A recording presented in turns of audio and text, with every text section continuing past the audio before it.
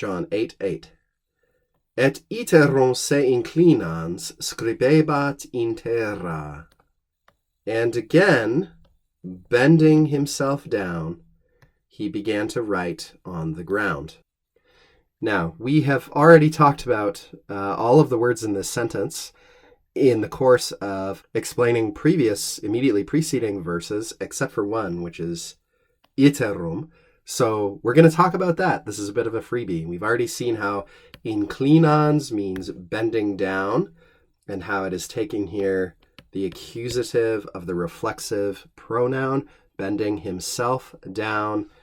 He was writing on the ground, writing something. We don't know what he was writing on the ground. That's part of the intrigue of these verses in this whole episode. But let's talk about iterum, the least important word in the sentence, because why not? So first of all, let's talk synonyms. You could also say rursus, or its alternate form rursum.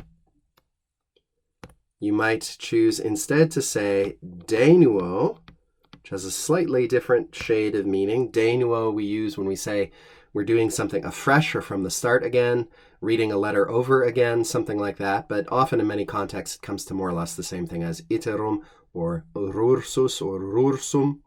And there's some fun phrases with iterum itself we could use that appear in comedy and in prose and in all sorts of places in the span of Latin literature. You see very frequently, for example, iterum atque iterum.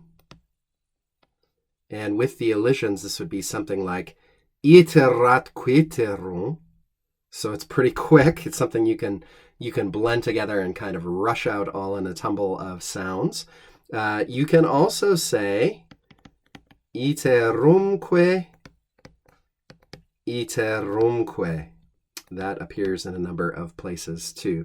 So if you are ever casting about for ways to say again in Latin, now you have some options. And this is an opportunity for us to build our copia verborum in a way that would please Erasmus and the humanists.